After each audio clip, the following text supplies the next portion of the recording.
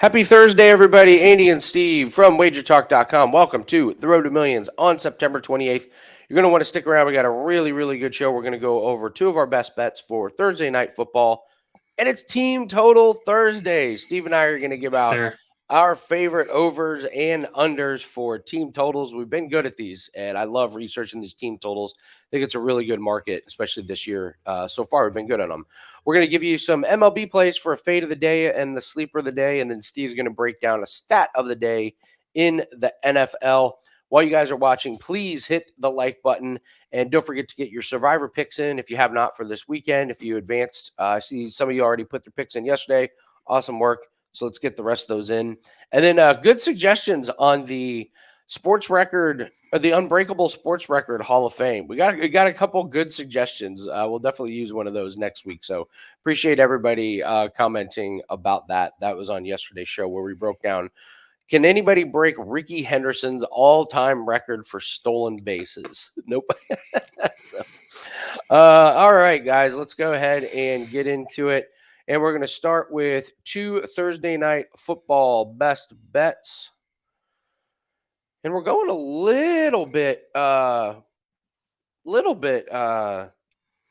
kind of, I don't know, off the radar here, off the beaten Outside of path. the box. Outside the Who are these box. guys? Yeah. I'll let you start, Steve, with Luke Musgrave. So we're looking at his over 37 and a half receiving yards for this one. He's cleared this total in two out of three games so far this season with 49, 25, and 50 yards. Lions are giving up the most yards to opposing tight ends this season. They've allowed tight ends to go over in two out of three games so far. We saw Kyle Pitts get 41 against them. Noah Fant had 46 against them in the same game. Parkinson had 41 and Disley had 35 in that same game. And then in week one, they got the benefit of not having to deal with Travis Kelce, and Noah Gray even put 31 on them, so got close to this number himself. The game script looks like it. The Pack should be throwing down the stretch here. The Lions are slightly favored. We have a relatively high total, so I think the Packers will be throwing throughout here. And Musgrave has become a great safety blanket, a great target for Love in this one, and it's a manageable low total. He's had some big receptions this year, so it doesn't take too much for him to get there. He's had long receptions of 12, 17, and 37. So give me his over 37 and a half on a nice low number on Thursday night. Well, we're liking this Packers passing attack tonight. Why not? Lions really, really good rush defense. They did a great job against Atlanta last week. I'm going to go with Dontavian Wicks over 15 and a half receiving. I think this line is really low because we're getting Christian Watson back. We're getting Aaron Jones back. It looks like this is one of those rookie wide receivers that nobody really paid that much attention to, and he's quietly gotten better over the last 3 weeks. So week one against the Bears, 2 targets, no catches. Then in week 2, 4 targets and 2 catches for 40 yards. Week 3, he had 6 targets for 4 catches for 45 yards. What I love about this total is in each of the last 2 games, he has 1 catch over this total. So he can get there just on 1 catch. With Christian Watson back with Aaron Jones, maybe that opens up a couple of plays where they kind of forget about Wicks. All I need is 2 catches, and I think he gets there, and he can absolutely do it with 1. So I think it's a pretty big overreaction from the books about Wicks here with the return of Aaron Jones and Christian Watson. But I think there's some value in this one, as I think Watson takes away some targets and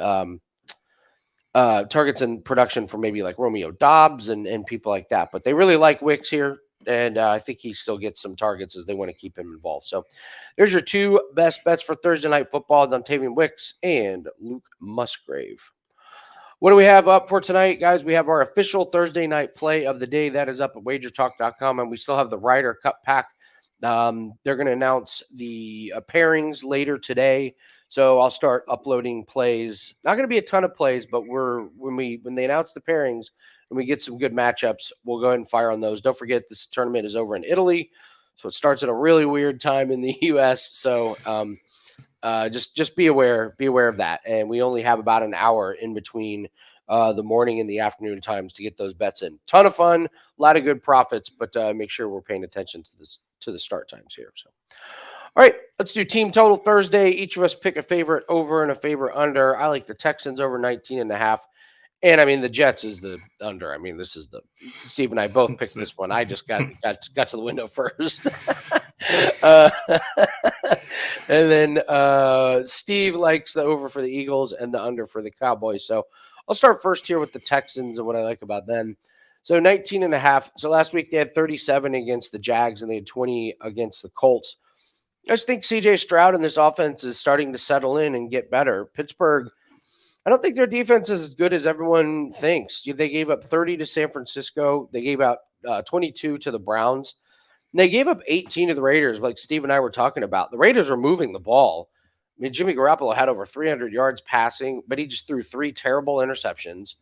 And they didn't score. They decided to go for that bizarre field goal instead of, trying to punch it in the end zone. So I feel like that 18 was not indicative of how much they were able to move the ball. Devontae Adams had a complete field day against them. So I like this Texans team. I don't think they're going to be able to run the ball, but that's okay. They can pass the ball, and I think they get to 3 touchdowns, and if not, even 2 touchdowns and 2 field goals to get you over this total. So for my favorite over, give me the Texans over 19 and a half. Let's see, Steve. You like the Eagles, and you like their team total 26 and a half. A little bit high total, but boy, going up against Washington, I get it. What do you like about it? Yeah, the Commanders have gotten exposed. After holding Arizona to 16, they've allowed 33 and 37 to Denver and Buffalo. So this defense has really gotten exposed, and Eagles come in. I mean, it is a high total isolated for one team, but when you look at the Eagles, they've scored 25 plus in every game. They put up 25 against New England and Tampa Bay, both stiffer defenses than the Commanders, obviously. Then they put up 34 against Minnesota. That was in their only home game, and they're back at home this weekend. So I'm looking at them coming out at home, coming out early. We know that they've gotten out to early leads. They've scored first now in 19 of their last 23 games. Wow. So they get out to these early leads and they just keep pouring it on. And the Commanders' defense, I don't think they can keep them in check after allowing that many points to Denver and Buffalo. So, I mean, Buffalo obviously is a very good offensive attack, but Eagles have gotten like right there every week, just went over at home against Minnesota and just fallen short in the other week. So with this weak defense with the Commanders, I'm going to go over this week with the Eagles. Nice. Love it. Eagles over their team total against the Commanders. What a great stat. Scored first in 19 out of 20. I mean, they get up on Washington, it's over. That was a big part of when we used to ride last year, that Eagles first half team total we rode all year. And that was a great prop for us. And that had a lot to do with obviously them getting out first and scoring first in those games. I'm going to take the Jets under 15 and a half. We don't need a whole lot of breakdown. Jets have scored 10 points in the 2 games that Zach Wilson has started, and they're getting the Chiefs, who's a defense that I'm really, really high on. I don't see 2 touchdowns plus another score in this one. This Jets offense is so predictable and really doesn't have anything that you can be scared of. Maybe one play from Garrett Wilson, but other than that, I just don't see how they get over this. And I mean, if you're playing to win the game, you're going to have to score touchdowns. The Jets cannot sit there and settle for field goals when the Chiefs are probably going to, score. So I don't think this Chiefs offense is as explosive as it was last year, but it still is good enough to get out ahead of the Jets, and they're just not going to be able to settle for field goals. So give me the Jets under. And Steve, you're taking the Cowboys under. Love this one. Tough matchup, but it's a fairly high number for the Cowboys. Like, books are thinking they're really good on offense. What do you like here? Yeah, well, we've seen the Cowboys go over this number against both New York teams in games where the wheels came off, where Zach Wilson, Daniel Jones were all over the place, turnovers caused points. And then you see last week without their spark plug in Diggs, he's out, and that kind of carried over into the Cowboys, not getting that spark on defense to spark that offense to score those extra points. And then you look at the Patriots defense, they haven't allowed more than 25 yet this season. They hold the Jets to 10 last week. Obviously, you just talked about the Jets, and it's not the flashiest offense, but then they hold the Eagles to 25 and the Dolphins to 24. And those are 2 really good offenses. What Belichick and the Patriots are going to look to do here is slow the game down and limit possessions like they always do. And they're great at it. They're going to isolate the Cowboys' best player and shut him down. It's probably going to be CD Lamb, I'm assuming, that they probably will say you're not going to beat us today and force them to just run with Pollard, which will make the game even, the game script even slower going. Patriots going to hold them here to 20 under 24 and a half in a what I seem to see to be a low scoring game. Like it. So quick recap there. I'm going with the Texans over 19 and a half as my favorite over. Going with the Jets under 15 and a half is my favorite under. Steve's going with the Eagles over 26 and a half as favorite over, and the Cowboys to come in under 24 and a half on the team total. All right, guys, don't forget to hit the like button. Leave us a comment. Tell us what your best bet is for this weekend. We're going to be back tomorrow, of course. Let us talk a little bit. Let's do some little MLB here, and we're kind of the season's wrapping up, but still a chance to make some profits here. So we'll be back tomorrow with a very NFL heavy show tomorrow. But Steve, fade of the day. Seattle Mariners. We're looking at the Rangers over 3.5 team total. What do we not like about the Mariners here? So what I like about the Mariners is Logan Gilbert has been admittedly very good for them. He's the starter today for Seattle, and he's been very sharp. But what I'm counting on here is the motivated bats for the Rangers going over what I see as a low team total today. If the Rangers are in a 3-team race right now in the West with Seattle and with the Houston Astros, if they beat Seattle today, it'll essentially make it a 2-team race between them and Houston. They'll knock Seattle essentially out of this race and put them into only competition for a wild card. And then at that point too, they'd have a good lead on the Astros. So this is a great spot here for the Rangers essentially to take a stranglehold on that Western Division. The bats have been hot. They went over this team total in 6 of their last 8 games, and that includes a sweep over the Seattle Mariners last week where they scored this many runs in 2 out of those 3 games. And we have some good batter versus pitcher history against Gilbert. Corey Seager's 5 for 13 against him, and Nathaniel Lowe 9 for 24.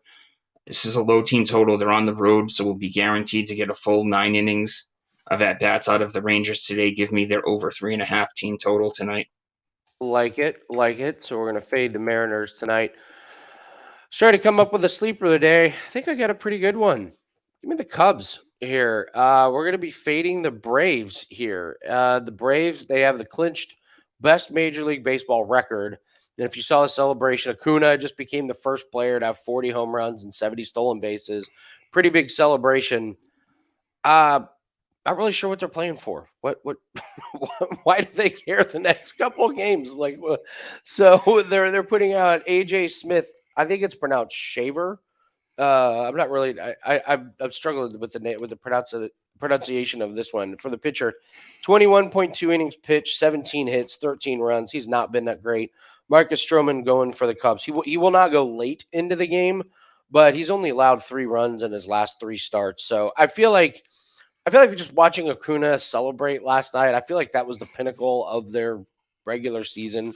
It was pretty cool. I mean, first person to have 40 home runs and 70 stolen bases. That's pretty amazing. But now that you've clinched the MLB best record, your star player gets that great record.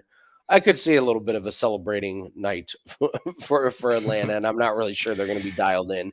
So I'll take the Cubs at plus 124 for the sleeper play of the day here. And then let's do an NFL stat of the day. Gosh, we've brought them up a couple times. Just every once in a while, we talk about the Bills and how they score a lot of points early. Go over the stat of the day, and let's see how it can help us this weekend. So 15 of the last 21 Buffalo Bills games have gone over the first quarter total. Their game against Miami this weekend has the highest first quarter total of the week at 10.5. The Dolphins rank 3rd in first quarter scoring, and the Bills rank 7th so far this season. And last season, they ranked 26th and 31st in first quarter points allowed. Wow. So what do you think here?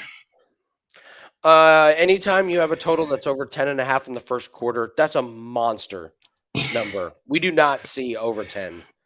Like 9.5 is about as high as they will go.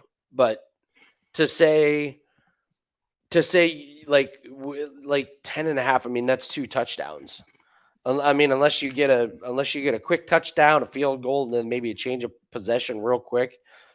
But that's saying like in the first quarter where you're not playing at the fastest pace, where you don't have any hurry up at the end of the quarter, but to say we think this game needs to be at 10.5 It's a monster number. I get it.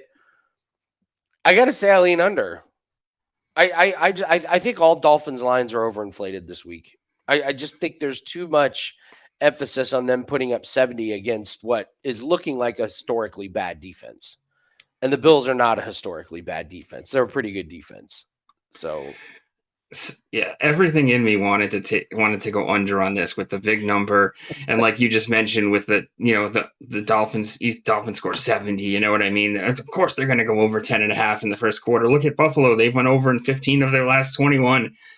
But like you said, it's a huge number. It's the type of number where if you take this and say the first possession's a punt, you're sitting there and you're like, you're oh my done. God, we're done. We're done. And you need to score at least a field goal on that first possession. Because if you have the 10.5 and you see a punt, and especially if it's 3 or 4 minutes, now you got the other team getting the ball with about 10 minutes left. You don't score on that one. Now you're really cooked. But God, I would have a hard time taking it over with an under with these two teams, taking an under against these two teams offensively right now. I wouldn't have to lean under though, just based on the number. In the end, it's like one where you're happy you don't have to bet this one, but I would lean under as well. Yeah, you got to remember 70 points. A lot of those points from the Dolphins were in the second half. Yeah, garbage time. When the backups were in and that kind of stuff. So it wasn't like they put up 60 in the first quarter. But I don't know. Whenever this number jumps up that high and there's an overreaction, I kind of think it's kind of a lean to go the other way. But yeah, very interesting there on the Bills and the Dolphins. So, all right, guys, we're looking at the sleeper of the day on the Chicago Cubs. We're trying to fade the Seattle Mariners with the Texas Rangers. Steve likes the team total. Eagles over, Cowboys under. I like the Texans over and the Jets under. Don't forget to get that Thursday night football play of the day and also get the Ryder Cup pack. The Ryder Cup pack's only $19 and it gets you all plays throughout. So it's a really, really good deal. Ryder Cup is just so much fun to watch. So looking forward to bringing in more profits. And I don't want to get people too excited here, Steve, but since the end of the 2023 golf season, I am perfect in all my golf picks. I've hit 100% of them, a perfect 1-0. So I am on Nice. fire in golf. Quit while you're ahead. Road to millions. Quit while you're ahead. Take my unit and run. All right, guys, that's going to do it for us for Road to Millions. Don't forget to grab our plays at WagerTalk.com. Good luck on all your plays, and we will see everyone tomorrow. Good luck.